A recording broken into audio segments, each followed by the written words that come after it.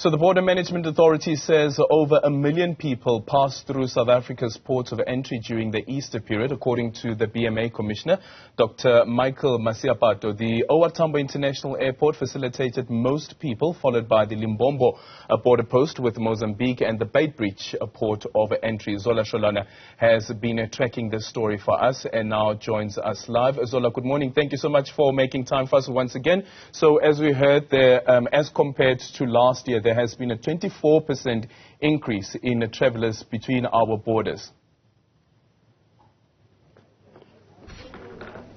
Well, that's true, Adrian. You'd understand that that is what, obviously, the Border Management Authority anticipated from the beginning, just in the beginning, rather, of Easter, when they mentioned that they are expecting over 1 million people that will be coming in and out of our ports of entry, as, you know, compared to, obviously, last year, where we had over 900 people.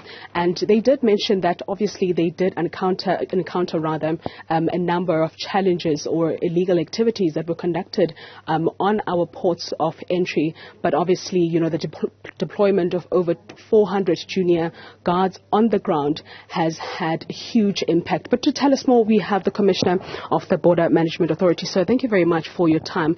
Of course, as anticipated, we had over 1 million travelers that were coming in our ports of entry. Did this mean that, you know, you experienced more challenges on the ground in terms of illegal activities that were conducted?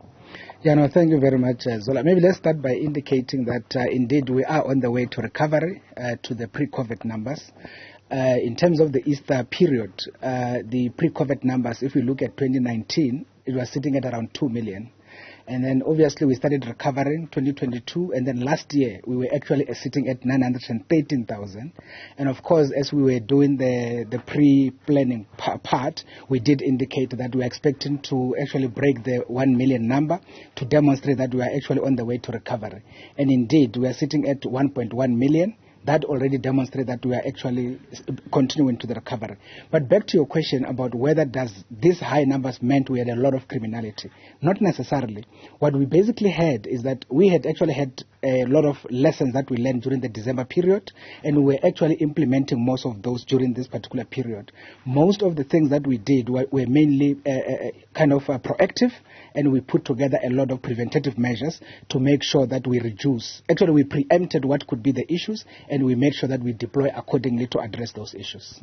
Also understanding the challenges that you encountered this time, you also mentioned that you will be, you know, improving your systems as far as technology is concerned, just to ensure that, you know, those that are passing through our borders don't have to wait longer, you know, and also, you know, our officials don't find themselves, you know, also taking part in these criminal activities that have been reported. Yeah, you see what we have actually done around the issues of the processing inside the port. That one is no longer much of an issue. I think you probably have seen that in this particular period, as we are facilitating the people, we never actually had much of an issue in terms of corridor management, because all the traffic authorities in the respective localities were well prepared to make sure that we deal with issues of corridor management. That worked well. We never actually had issues. We actually thought that on the 28th, on Thursday, we will have kind of chaos, but actually we didn't get to that point. It did not mean there were less people that came. It just meant that there has been better processes in the ports. We created a lot of temporary processing points inside the port. In Beitbridge, for example, Manyika bypass is one of those. If you go to Lebombo, we did that at kilometer 7, for instance. So we have done that in a number of ports to make sure that we are able to facilitate people as fast as possible. So in terms of people movement, we don't have much of an issue on that. Our biggest worry was the return. And that is when we thought that indeed we are going to still continue dealing with illegal migration. And that is why we intercepted 3,800. By the way, this is just in 10 days. So that already demonstrates that there is still a bit of a challenge in that area. If you look at the 281,000 that we are talking about, the last figure we gave you was 270,000. It means that just from January to now, we already added 11,000 interceptions. That demonstrates the challenge of illegal migration we are still dealing with. But from where we are sitting, technology, as you said, once we deploy it, it will give us the ability to even kind of neutralize this thing to acceptable levels. Thank you very much for your time, Commissioner. Well, Adrian, you'd understand that obviously, you've got churches like ZCC that suspended their operations, during COVID-19. Now, this year, they had resumed operations, which means that we expected, more people, which currently actually explains, the increase in terms of numbers of people that are coming in and out of the country. Adrian, back to you in studio. Thank you so much for your time, Zola. Sholwana.